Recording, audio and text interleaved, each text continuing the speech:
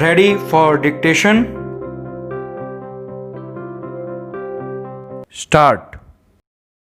As has been recorded in the impugned judgment of the High Court, when the writ petition was taken up for admission on 14th May 2010, the fact that the petitioners had withdrawn the condition with regard to the provision of foreign exchange rate variation was considered, and it was also observed that such subsequent withdrawal could not affect the bid of the petitioners.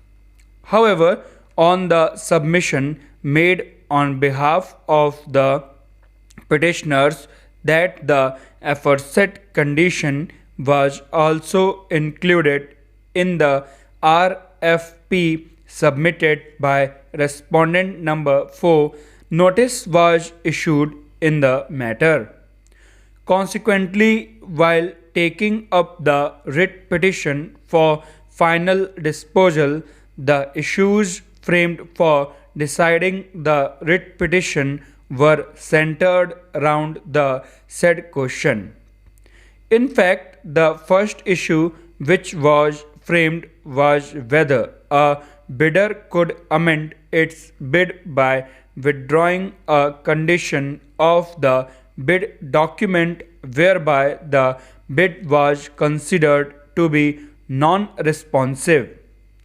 The second issue, which is an offshoot of the first issue, is whether a bidder would be entitled to contend that a non-responsive bid be treated as responsive since the offending condition was withdrawn after the bid documents had been opened.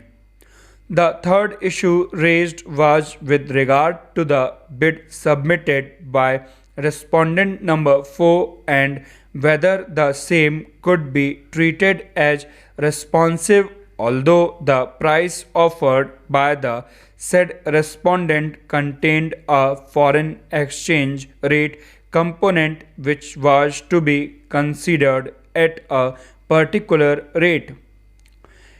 In deciding the said issues, the High Court held that since the terms and conditions of the price to be firm and fixed was one of the more important ingredients of the tender, the submission of a bid which violated the said condition rendered the bid non-responsive.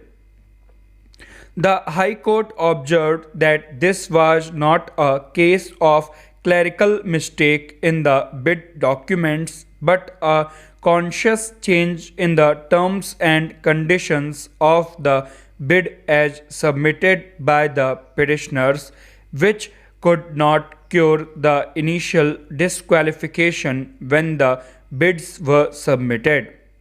The High Court took note of the fact that the bid of respondent number 4 contained the condition that its price would be in Indian rupees with a foreign component which would be converted in Indian rupees as on the date of opening of the bid.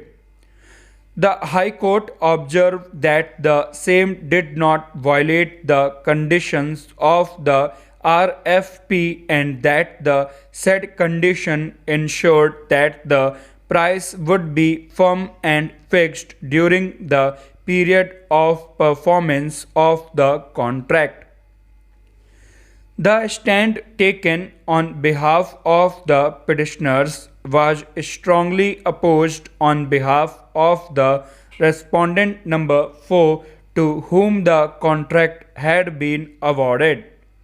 Mr. Ashok Desai, learned senior advocate, pointed out that the condition relating to the foreign exchange rate variation and the proposal of the respondent number 4 in relation thereto indicated a firm rate of exchange as on the date of the opening of commercial bids, and there would be no escalation of such offer during the subsistence of the contract as envisaged in the tender documents. Stop. Please like, comment, share and subscribe my channel. Thanks for watching.